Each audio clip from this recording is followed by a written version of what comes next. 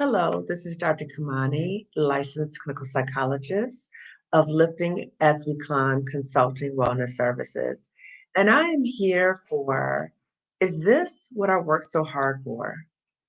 Did I work this hard to get to this place in relation to Black women in toxic jobs? So I wanted to talk about this because my channel, I really envision this as an opportunity for Black women who are starting to even think about, the possibilities of looking for something else, the possibilities of really connecting to this job is not working for me, it is not serving me.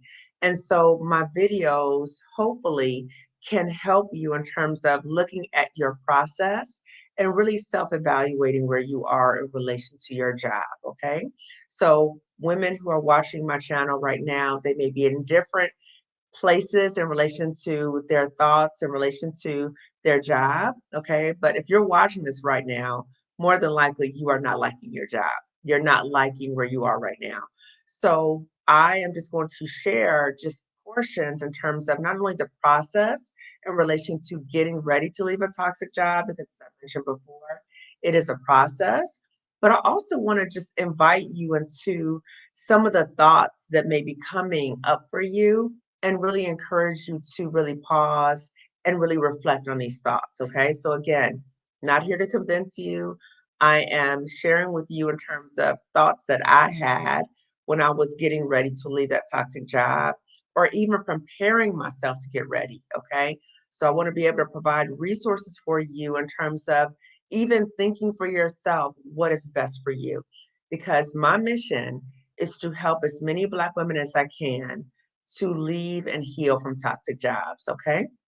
So this video is going to focus on, did I work this hard for this, okay? So what this refers to is if you were at your job and you were reflecting on how much education you had to go through and so many different sacrifices that you made for you to even get this job, because more than likely it was not easy for you to get your job, okay? So just think about the years of schooling that you may have gone through, the years of training that you went through, the connections, the networking that you went and you did, okay? All the things you had to do in terms of looking for a job, interviewing for a job, prepping for a job. And so when you think about all that you've done to get to where you are you at the place that you envision for yourself? So right now you see my background is Spelman College. So those of you who are also Spelman sisters, this is Spelman's campus. And I was recently at my Spelman reunion. And when I was walking around the campus, I was just reflecting on just the dreams that I had for myself in terms of my profession. So when I was at Spelman, so much was poured into me in terms of recognizing my greatness and my history and all these things. And I had this very hopeful, view of what my future would look like in terms of opportunities and what I was going to do, because I knew that I could do great things. Okay. So I'm surrounded by so much greatness around me, and I knew that I could do great things.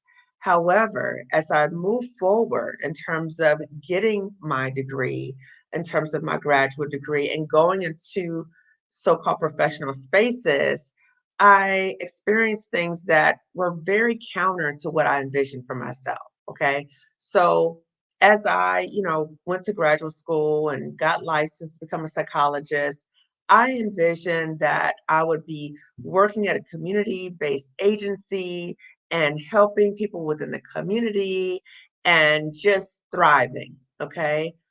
However, what I encountered was even in graduate school, I encountered significant racism in graduate school. And what's so interesting is that the more that I share my story, the more I hear about other Black women as they are on their path in terms of their professional uh, uh, directions, as they are even in training, that they are encountering much pushback. So I've heard about it in terms of graduate school for psychologists. I've talked about it, or I've heard about it in relation to medical school, law school. every school, business school. So again, the more I talk about these experiences, I want you to be able to pause and really reflect on your life. So as you think about if you went to some school and you had to face obstacles while you were in your training, okay? You went through that because you envisioned a different life for yourself. You said, okay, I got to go through this. I'm going to deal with this stuff. Things are going to be different once I get my degree or once I get licensed, okay? What you may encounter is once you get there, so once you get in the workplace, people are not going to really value you in terms of how you value yourself. So they may start questioning your credentials. They may start doing things to undermine you or question your competence. And when they do that, I really invite us to pause when that happens, when you recognize it happens, because you know when it happens, and pause and recognize that these are insecure people around you who instead of really recognizing, wow, she's really good at that, or how can we learn from her? No, they will try to take you down because they are insecure. Okay. So they are insecure about their own abilities. And there's this fear, almost like that they're going to be found out, right? That they're going to be the imposter. You find out they're the imposter, that they're like mediocre at best. Okay. And you're coming in with all these different skills. So when that happens, you may experience where people are projecting their own incompetence on you. Okay. So the projected incompetence looks like them nitpicking about things you're doing, them micromanaging you, them throwing you under the bus. So projected incompetence happens a lot. Okay. So I know I experienced it a lot. And so when you experience projected incompetence, and those moments where you're like, what is going on here? Okay. So when this happens, I again invite you to pause and reflect. Is this the life that you envision for yourself? Is this what you work so hard for? Okay. All the sacrifices, all the late night, all the student loans, all those things. Is this the life that you envision for yourself? Okay. So when this happens, it can be disorienting sometimes. And sometimes I would even say it's an experience where you might feel disillusioned sometimes. Okay. So for me, and again, I want to share my experiences with you because you may be able to relate to it. Okay. So for me, after I got my degree and got licensed, I experienced numerous encounters where people would question if I really had my degree. Okay, so just briefly, I went to a conference, and it was a mental health conference for Black people. Okay, I go to the conference and I'm going to sign in to get my continuing education credit. So when I walk into the room, they have all the different mental health fields up, so you know what direction to go into in terms of signing in. So, of course, I'm a psychologist, so I go to the psychologist section. And there was a man there who was in charge of the sign in for psychologists, a man there who did not look like us, okay? And he said, "This is for psychologists." And I said, "I know, right? Like, yeah, just give me the papers, I can sign in, right?" He said it two more times, right?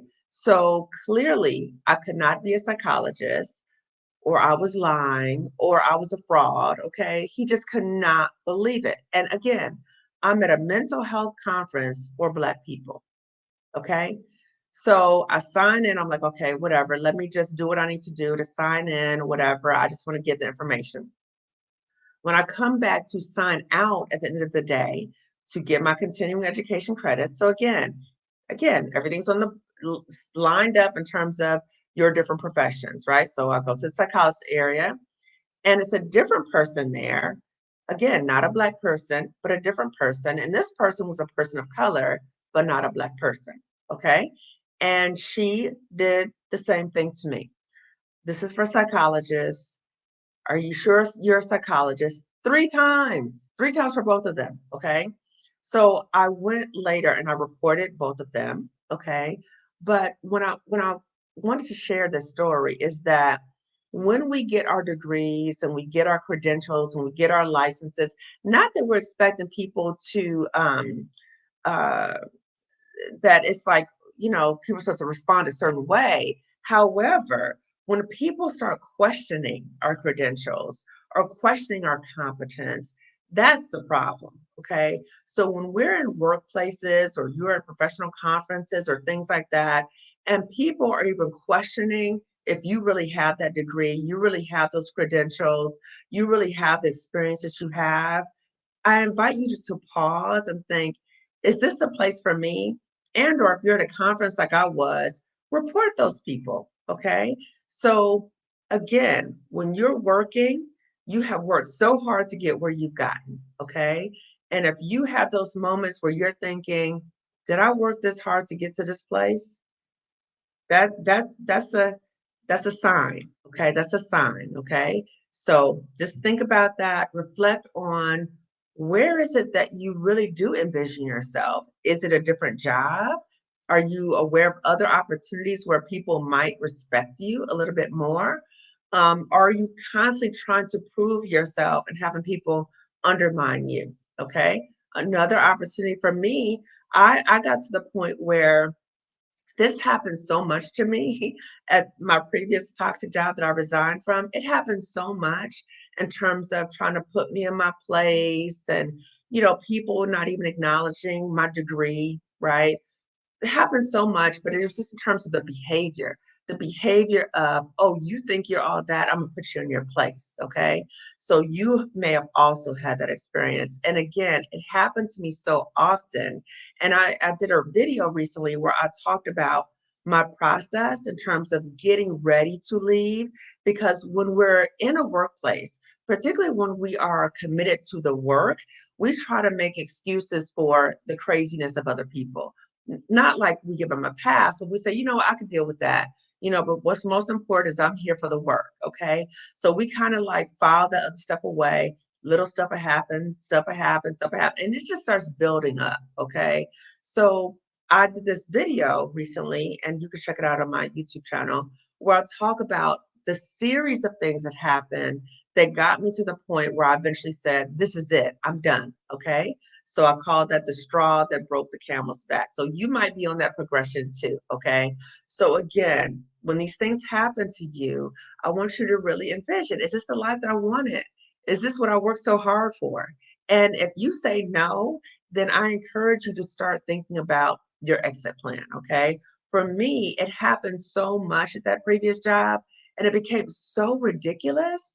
I told myself I don't work I don't want to work for anybody else, okay? I'm gonna do my own thing. And the beauty is that we can take whatever skills and talents that we have, we could take it somewhere else. We could go get another job, we can start our own business, we can do a combination of both, okay? So, I'm not saying to anyone to immediately leave your job. Girl, you got this. Just, it's going to be all taken care of. I'm not saying that to you. And I don't want you to hear that. Okay. 'Cause that's not what I'm saying. What I'm saying to you, sis, is if you are in a position where you are thinking, you're questioning for yourself, did I work this hard to get here? This is not the life that I envisioned for. I invite you to pause and start thinking about what is the life that you envision for yourself and how do you get there? What do you need to put in place to get there? Who are the people that you can reach out for help in getting there? Because you can get there. But the first thing is to say, enough's enough. Okay. You don't have to announce this to the people you work with, but start coming up with your exit strategy. Okay. So on my YouTube channel and other things that I talk about in terms of resources, I am providing you with information about how to get ready.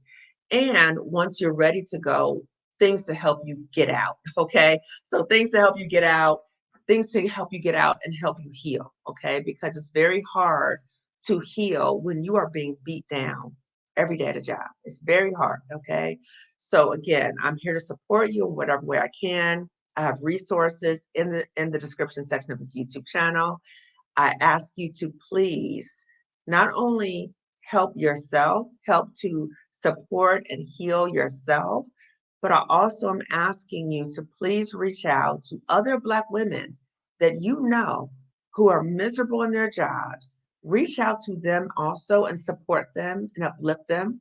So my business name is Lifting as We Climb Consulting because I'm lifting back. I'm reaching back. I'm reaching back for you. Okay. So I hope your hand is open so you can let me help you lift up. Okay. I want to help you lift up. I want to help you get out because I know how devastating it can be in a toxic job, which can be a form of workplace trauma. Okay. So I want to help you. I want to help you get out. Okay. But I'm also asking you to reach and help another sister out, help another Black woman out, because there's so many of us out here who are really suffering at these toxic jobs. Okay. So if you have not already subscribed to my channel, please do so. Lifting as We Climb Consulting Wellness Services. Please give this video a thumbs up because it lets YouTube know to suggest this video to other Black women who are in similar situations. And like I said before, please reach back and help another Black woman as you are helping yourself, okay? And actually, no, help other Black women, not just another Black woman. Help other Black women, right? Help them also get out. One thing you can do also is to share this video with another Black woman or women, okay? So thank you for tuning in, and I will see you next time. Bye-bye.